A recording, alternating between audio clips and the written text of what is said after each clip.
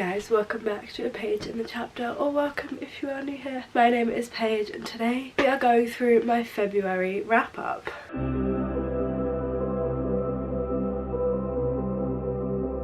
I swear to God, the months and the weeks are just zooming past at the moment. I can't believe it's March and like it's nearly mid-March. I only have 2 weeks left of term. Like I only have 2 weeks left of teaching for my master's degree. Can you believe that we are here already? Like what? It's crazy. It's wild. It's time to talk through all of the books that I read in February. I read 10 books in February, which given February is a shorter month and that is the most amount of books that I've read in any month in longer than I can remember. I don't remember the last time I read that many books in a single month, so it was an incredibly good reading month and I definitely felt that way as I was reading. Like I just was going through a phase in February where I just could not stop reading. Like the minute I finished a book I wanted to be on to the next one. Every like free moment that I had was spent reading. I was just really into it and it was really enjoyable, and I really challenged myself to read some different books and to pick up some books for videos and things like that, and I think it definitely worked out. But as if you've seen my March TBR, you will know as much as I love challenging myself and it did work in the month of February, it's also important to just let your hobbies be your hobbies and not push yourself to constantly be exceeding your own expectations. So in March I won't be doing anything like that. I won't be reading that much. I'm just gonna enjoy it. But yeah, let's talk through all of the books that I read in February. So if you like TBRs and wrap-ups and you like seeing this kind of booktube content, then do feel free to hit that big red subscribe button down below and stay tuned for future content. I upload every single Wednesday and occasionally on a Sunday, and I upload a TBR and a wrap up every single month. Also, if you would like to see what I'm reading and how I'm reviewing it in real time, then do please feel free to check me out on Instagram and Twitter at Page in Chapter, where I upload my reviews and my thoughts on books, so you don't have to always wait for the end of the month to see these videos. But anywho, let's get on into the books that I read in February, because we've got 10 of them to get through. So the first book that I read in February will come as no surprise to anybody, and that is Final Offer by Lauren Asher. This is the third and final book in the Dreamland Billionaires trilogy, which is a trilogy that I, along with most of the internet, have been very much enjoying. Lauren Asher is one of my favourite romance authors. I've loved this series, but I also most notably loved her Dirty Air series, and I'm sad to see that this one's over, but I'm looking forward to see what else Lauren Asher brings us. So the concept of the Dreamland Billionaire series is that you have 3 brothers and they are the grandchildren of this Walt Disney type figure who owns this big kind of animation company, and like Dreamland, which is Disneyland essentially, and unfortunately he has passed away, and he has stipulated in his will that if his grandsons are to get their share of the company, they have to complete these 3 tasks, and each book follows a different brother and a different task. So in the first book we followed Rowan as he was sent to work at Dreamland for 6 months, and then in the second book we followed Declan as he was tasked with getting married and having a child in order to complete his task and receive his inheritance. And in this book we follow Callahan, and he has to go back to his grandfather's summer lake house, which he hasn't been back to for a very long time, and he has to go and he has to sell it. Only when he turns up at this lake house he finds that a girl whose heart he absolutely broke and who he's never really gotten over is living in this house and claiming that she owns it. Callahan and Alana have to kind of figure out how to navigate this situation where she doesn't want to sell the house, she believes it's hers, she is raising a child there, and Callahan is adamant on selling it because he wants to escape his demons. I will say there are content warnings for addiction in this book. I would definitely look them up if that's something you feel sensitive to. As far as Lauren Asher books goes, this one deals with the darkest of all of the topics. It probably has the most like heart and emotion to it, I loved Callahan as a character, and I really enjoyed seeing him be this very imperfect character and have to overcome these things to really prove to Alana that he was different. And I also felt like I really understood a lot of the obstacles that this couple had to overcome. They didn't just feel like they were in there for the sake of having conflicts and things like that. Like, I can fully see how Alana would be skeptical of Callahan's choices, not just because he's broken her heart in the past, but because she has a little girl to look after and think about nowadays, and that is going to have a big impact on how she views having Callahan and his bad habits in her life. So I did really enjoy this book. I thought that it was a wonderful end to the trilogy, and I think if you are a fan of this trilogy, then you will be a fan of this book. My problem is that it was just so long. Like, this is a chunky romance book, and I do appreciate that Callahan had a lot of issues that he needed to overcome on page, but this was just a very, very chunky book, and personally not my favourite tropes. I don't love friends to lovers and second chance romances. It's nothing that I despise or just physically can't enjoy or hate or anything like that. It's just not my favourite thing. So book 2, Terms and Conditions, which is a marriage of convenience fake dating situation, is obviously going to be my favourite of this series, because those are just the tropes that I love, and this one not so much. But I do think it was a really, really good portrayal of friends to lovers and second chance romance. As I said, the character is very complex, fully fleshed out. I can't complain with this book. It just personally wasn't my favourite. And then whilst we're on the topic of Lauren Asher, I will also bring up that I read Redeemed by Lauren Asher, the 4th book in the Dirty Air series, and I believe and kind of hope the final book in the Dirty Air series. I won't delve into this too much because I did do a whole video on the Dirty Air series. I will link it above for you, and I do just want to say thank you so much for all of the love and good feedback that that Formula 1 reading video has received. I didn't expect it to do as well as it did, and I'm just so happy that you guys enjoyed it as much as I enjoyed making it. But anyway, the Dirty Air series by Lauren Asher is a Formula 1 sports romance series. I am a Formula 1 fan. I read this whole series through the lens of a Formula 1 fan and women in Formula 1. This is the last book. It ended up being my least favourite. I really didn't feel like this book needed to exist. I think the series should have just been a trilogy, and I really, really, really did not like this book, but I will not bore you with the details of why I did not like it. And then I don't remember the order in which I read books in the month of February. I read so many of them in such a hurried, crazed fashion that it all just feels like a bit of a blur. But I read Mile High for a Goodreads Recommends video. Again, I will link that video if you would like to watch it. By Liz Tomford. It's Mile High by Liz Tomford. There we go. Brainwave. I loved this book. I wasn't expecting to.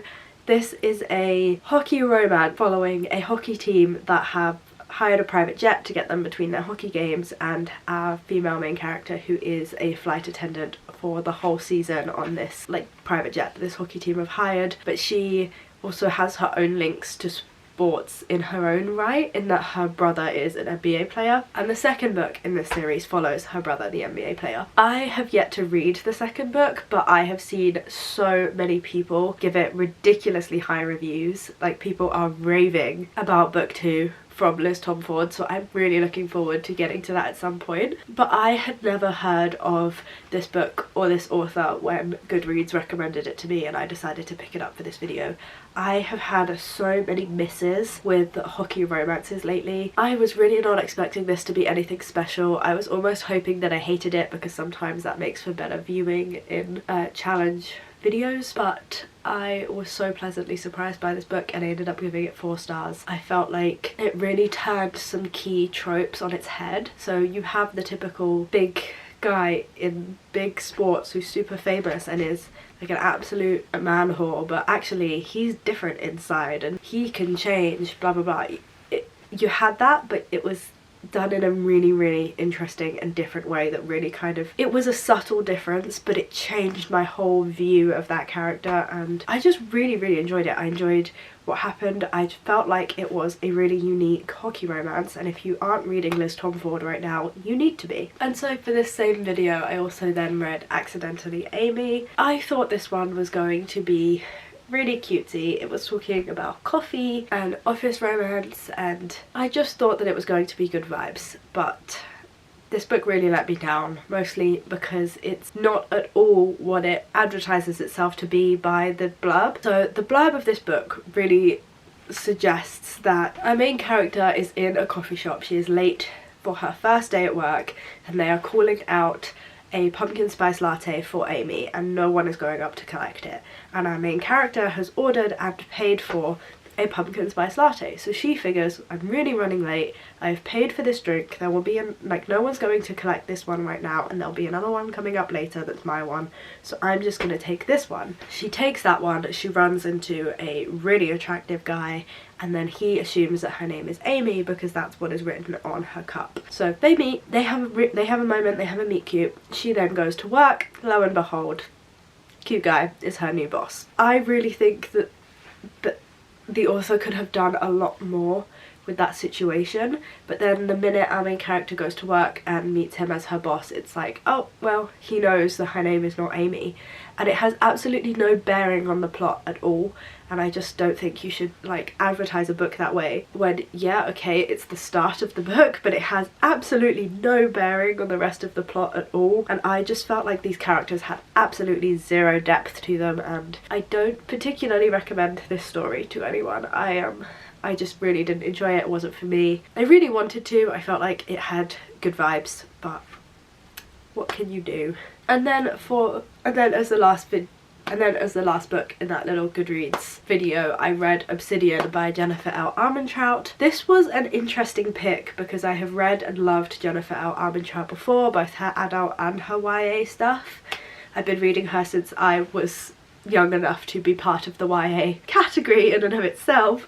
I was unsure about this one because I knew that I was not the target demographic. This is a YA romance between an alien and a human. It's like a paranormal romance. Was very big around the time that paranormal romances were big. I just, as a teenager, was kind of creeped out by the whole alien thing and didn't ever read this book. But I was so pleasantly surprised to find that I really enjoyed this. I actually do want to continue on with the series, and I think that I might do a whole Lux reading vlog because I don't know, I just, as an adult reading it, I really didn't expect to enjoy it as much, and it definitely was cringy. Definitely did read like a 2000s teen paranormal romance, but sometimes you just need a little bit of that in your life, and it was a fun throwback for me. And I also loved that the book kind of made fun of itself and knew that it was doing that. Like, there were multiple references to Twilight in this book, but in like a joking manner. Like when the main character finds out that the love interest is an alien, she's like, oh god, do you sparkle?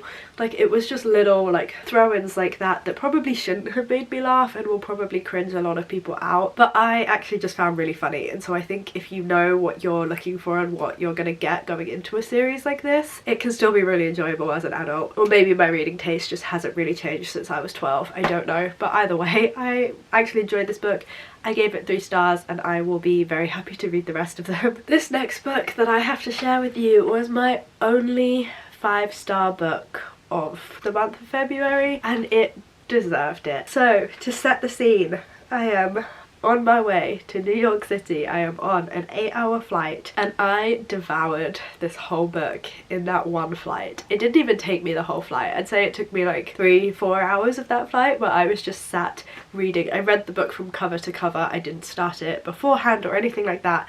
I fully started it on the flight. I picked this up with my friends from uni. We all picked it up at the same time, and one of them managed to read it before me and she said she gave it 5 stars, and so I was eager to read this on my flight, and that is The Noshow by Beth O'Leary. This was the first Beth O'Leary book that I've ever picked up, and it follows 3 women, Siobhan, Miranda and Jane, as they are all stood up by a date over on the same day, and we follow these 3 women's storylines as they navigate this world of dating and get to the bottom of why they've been stood up. It was just a really good book. It's one of those books that is so much better to go into not really knowing anything about it. But I will say, for the majority of this book, was floating around the 3-star mark. I was on a flight so I couldn't message, but I really wanted to message my friend and be like, why did you give this 5 stars? Like, I was not getting it. And then within a space of a chapter I got it. I was absolutely losing my goddamn mind on this flight, and I think if I hadn't been in public I would have been screaming, crying, throwing up. Like, I was losing my mind. If you go into this book on my 5-star recommendation, I will say you gotta wait for it. Like, you're not gonna think it's 5 stars until you know what I'm talking about and you know it's 5 stars. So that's my only cryptic messaging for you. I would say don't look anything up about this book, just go pick it up, go straight in, feel the feels. The next book I would like to talk to you about is A Brush with Love by Maisie Eddings. I picked this one up because I'm really trying to get some books off my physical TBR, and I just felt like this was going to be a really easy one. It is a adult contemporary romance following dentistry students. I was hoping it would fill a Love Hypothesis sized hole in my heart, because I don't think anything can really compete with the Love Hypothesis. I don't think Ali Hazelwood can even compete with the Love Hypothesis, to be honest with you. Like, I don't think she's ever gonna produce a book that's that good ever again. Unpopular opinion. But yes, I was just hoping for some academic setting contemporary romance, and I guess this kind of did that, but it didn't do it very well. I just felt so meh about this book. I didn't really have any feelings. I did vlog the experience of reading it, so I guess I could go watch that back and figure out why I didn't like this book. But I can even tell you now that I stand by my review just purely because I don't remember a single thing about this book, and I feel so nothing towards it. Books that I felt no particular emotion towards a 3-star review. But I've since realised that it's really not a good thing to have absolutely no feelings about a book, and so I've been reviewing those as 2-star read because I just don't think it's a good thing, and I don't like having 3-star books be books that I liked but didn't love, as well as books that I feel absolutely nothing towards, because that doesn't really seem fair when other 3-star books are books that I liked. So I ended up giving this 2 stars for reasons that I absolutely cannot for the life of me remember, but that is a reason in and of itself. And then there was another surprise fun one in here, and that is King of Battle and Blood by Scarlett St. Clair. Again, this was an attempt to get some physical books off my TBR. I have enjoyed Scarlett St. Clair's other books, her A Touch of Darkness series. I loved the first one, iffy about the second one, enjoyed-ish the third one, but I feel like Scarlett St. Clair's books are just like a little bit of a guilty pleasure for me. I know that objectively they are not great, like on paper, when you look at the actual putting together of a romance book. These are probably not going to come out well, and I definitely don't think they're like the best thing to ever exist, but they are just fun. They are fun and smutty and dramatic and tension filled and over the top, and I just really enjoy them every time I pick them up. I just always feel so sucked in, and again, this one is a marriage of convenience, so I was always going to love it. Also, fun fact, I am on a book buying ban at the moment, and I put that book buying ban into effect before I realised that the second book for this had come out. So I was torturing myself by browsing foils, and I saw the sequel and I couldn't buy it, and I really wanted to. It was really difficult to resist buying it, and it will be the first book that I purchase when I'm off my book buying ban. I just had such a good time with this series. So not only is this marriage of convenience, but it's marriage of convenience vampires, and I didn't think that vampires were ever gonna do it for me again in the way that they hit back in 2014, but this book managed to capture the vibes so perfectly. So we follow Isolde, and she is the princess and heir to a kingdom, but the kingdom and all of its neighbouring kingdoms are being ravaged by this evil that is believed to be the result of the vampires, because vampires are really feared and hated in this world. But when the king of the vampires comes to visit the kingdom, he demands that Isolde marry him, otherwise he's going to invade and kill the whole kingdom. As you've probably already guessed, vampires not that bad as it turns out, but everyone believes that they are. So Isolde is bound by duty to go and marry Adrian. I will say structurally this book needs some work. These two jump into bed together at the earliest possible chance, and I just felt like very little was done to actually build any tension between these two, and tension is kind of what marriage of convenience is built on, and it's supposed to be like enemies to lovers. Like, she is supposed to be so repulsed by him and disgusted by him because he drinks blood, and she genuinely believes that he's evil and he's pulled her away from her kingdom and everything she knows, and all of that is overpowered by her lust for him like straight away, and I don't know, I didn't think that was fantastic. I felt like more efforts could have been done to build some tension between them. I felt like some of the actions of our characters and the speed at which they forgave each other and things occurred was just too fast, but by the end of the book I feel like we got back to a place that I was happy with. It was just the early stages of this book had some pacing issues or could have been restructured in a way that would have really built some tension, but overall enjoyed it. Will happily read the next one and probably whatever else Scarlett Sinclair puts out, because apparently she's a bit of a guilty pleasure read for me. We're nearly there, guys. We are down to the penultimate book of this video, and that is Kulti by Mariana Zapata. I know that Chandler Ainsley rated this book very highly, and so it was on my list because of that anyway. But then just before I went to New York, Chandler Ainsley posted a video where she kind of reread her old 5 stars, and this was one of them. And then when I was in New York, they actually had a physical copy in Barnes & Noble, so I picked it up because it was kind of the one that, like, Mariana Zapata books were ones that I really wanted to pick up there because you don't really see them in stores in the UK, alas. And so I picked up this book and I started reading it straight away, because this is an age gap sports romance following a female who is a female soccer player in the US. It does hurt me a little bit to say soccer, I won't lie. And then Kulti is this kind of soccer icon from back in the day, and he is brought in to help coach our female main character's team, and the two form a relationship. The age gap is handled really, really well, and I don't think it's too bad of a romance. Our main character is in her like mid to late 20s, I would say, and Kulti is in his 40s, so it's definitely not particularly taboo of an age gap. But even so, I feel like great lengths were taken to really show the relationship between these two, show that it wasn't, you know, it wasn't predatory, especially given that Kulti is in a position of power over our female main character because he is her coach and in control of her career. And I do feel like great lengths were taken to show that there was chemistry between these two, and it definitely wasn't predatory in any way. But that being said, I was just kind of bored throughout this book. There's like a good 300 pages just about Sal's football career before you really get to any relationship between these two. And whilst I am complimenting this book for how slow it was and that it did definitely show the build of the relationship between these two, it did just get a little bit boring after a while, and then I felt like everything at the end was a little bit rushed just because of how long it took them to really start having any feelings for each other in the beginning. I don't know. I don't think there's anything objectively wrong with this book. I would very much like to read more from this author going forward. I just feel like this wasn't for me. Surprised to find that I enjoyed the age gap, and we'll be interested to pick up some more age gap romances in the future. Birthday Girl by Penelope Douglas is actually next on my list in terms of books that I want to read with an age gap, though I might wait for my book buying ban to be over to buy the physical copy of that, to be honest with you. But anyway, I gave this 3 stars. I may have given it 2. This book just really wasn't for me, but it was a very personal, I didn't particularly enjoy the reading of this book. But then I have absolutely no interest in soccer.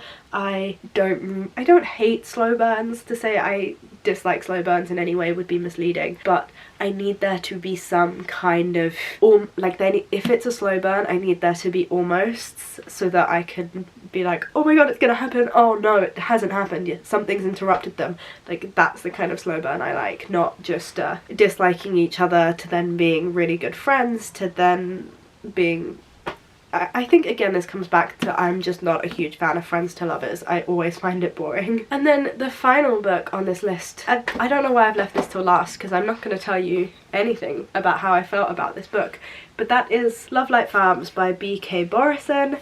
This is a super popular indie small town romance about a woman who works at a Christmas tree farm, and she enlists her best friend to fake date her in order to win a competition to help get this Christmas tree farm out of like the red zone, because it's like a failing business and she really needs to start bringing in some more money. I am reading this for a small town romances video which will be going live sometime. I don't remember when I've planned it to go live, but I basically started reading the books really far in advance of when the video was going to go live, just to ensure that all of the books were read for it. And I don't really want to spoil anything from that video, but as a little sneak peek, I'm in the process of filming a small town romances video, and Lovelight Farms was one of the books on that list, and I hope you look forward to hearing my thoughts on it in that video. And yeah, and so there we have it, the 10 books that I read in the month of February. I obviously have some ebooks that can't be on this physical pile, but it was just such a good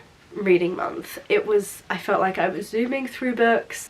For the most part, these books were pretty enjoyable. I will say that I would like to have more 4 and 5 star books on these lists when I do these wrap-ups, but obviously the more I read, the more chances there are for there to be lower ratings. And also, if any of you are on BookTube, then you know that when you do these kind of like reading challenge videos, you get a lot more books that you dislike, probably because you're not choosing the books that you know you will like yourself. Ultimately, I am happy overall with how February went as a reading month. I do hope that I can still enjoy reading that much in February. So far, it's not looking good. I feel a little bit slumpy, to be honest with you, but I think that's the illness. But yeah, I would like to continue to enjoy reading as much as I did in February. Hopefully, this year is looking up in terms of hitting my goal, challenging myself with the books that I'm reading. And yeah, we did have a 5-star read, and this 5-star read is not the kind of book I would normally go for. Like,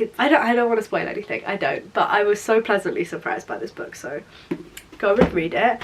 I want to do a little bit of a wrap up about the physical TBR and how many books I read off of it and how many books I bought, so let's do that. So I'm using Notion to track my physical TBR. I literally just have a list of all of the books on my physical TBR, and then I change the category based on if I read them, bought them in that year, blah blah blah. In the month of February, I purchased 11 books and I read 6 of my physical TBR, so definitely, as you can see, the buying of the physical books was way outdoing the physical books I was reading. I mean, even just with this TBR, even if every single book that I had read had been a physical book off my TBR and not ebooks that were for challenges, I still wouldn't have broken even. Now, I will say pretty much all of those books came from the fact that I was in New York, and I knew I was going to buy a lot of books when I was in New York, but I still felt like it was getting a little bit over control. My overall physical TBR is just way too long, so we're gonna work on it. But those are the February stats, and let's see if we do any better for physical book reading in March. Did I say February or did I say March? You guys know what I mean. So I hope you guys have enjoyed this video. If you did enjoy, then do please feel free to hit that big red subscribe button down below and stay tuned for future content. I upload every single Wednesday and occasionally on a Sunday. I hope you guys enjoyed this video and you enjoyed watching. I hope you guys are having a fantastic week. You're enjoying everything you are reading, and there are no reading slumps in your future. And I will see you for my next video. Bye guys.